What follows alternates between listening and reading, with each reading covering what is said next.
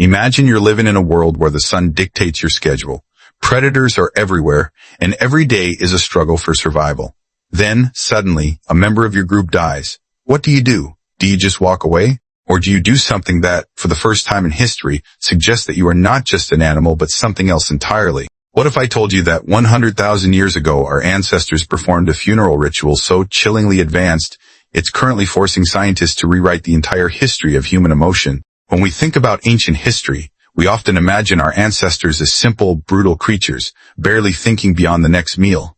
But the archaeological record tells a different, much more complex story. For nearly 300,000 years, ancient humans were grappling with the ultimate mystery, death, and they didn't all handle it the same way. Some of them loved their dead, some of them feared them, and some of them, in moments of sheer, baffling chaos, did things to their dead that modern people find absolutely horrifying. Let's start with the Qafsa cave in Israel, around 100,000 years ago. Archaeologists found a child buried in a shallow grave. But this wasn't just a body dumped in a pit, it was a scene of calculated, deliberate care. The child was laid out on their back, hands perfectly positioned. And then, the mourners placed the antlers of a red deer directly across the child's chest. This is the oldest known instance of symbolic behavior, a clear, unambiguous statement that this life mattered, even in death. But the plot thickens. Across Europe and the Middle East, our cousins, the Neanderthals, were doing things that were just as strange. In the 1950s, archaeologist Ralph Selecki discovered a Neanderthal grave at Shanidar Cave, loaded with pollen. He claimed it was a flower burial. Decades of debate ensued. Was it a funeral, or just a trick of nature where bees brought the pollen in? Modern science still argues over it, but the very fact that we are still debating whether a primitive species buried their dead with flowers is profound. It forces us to ask, where did the instinct to mourn come from? Then, things get even more confusing with Homo naledi. In 2013, deep in a South African cave system, researchers found the remains of at least 15 individuals in a chamber almost impossible to reach. Homo naledi had a brain the size of an orange. They shouldn't have been capable of complex thought, and yet the evidence suggests they carried their dead through terrifying darkness, through a vertical crack, just to place them in that chamber. If this is true, they were the first species on Earth to intentionally bury their dead, and they did it long before they ever had the brains to think about it in the way we do.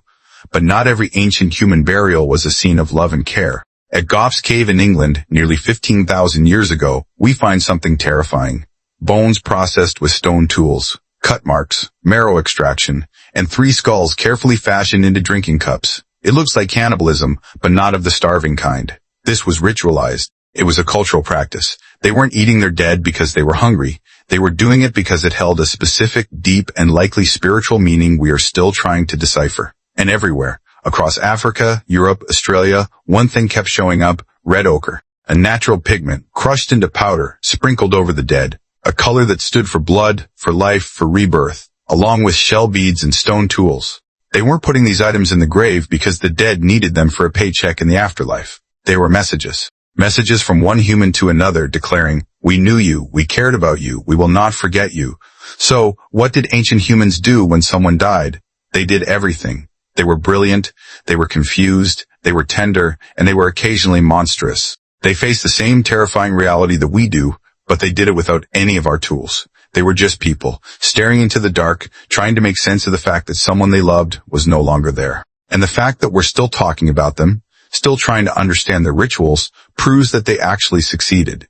They left a legacy, and it's a legacy of humanity that's been written on the walls of caves for hundreds of thousands of years.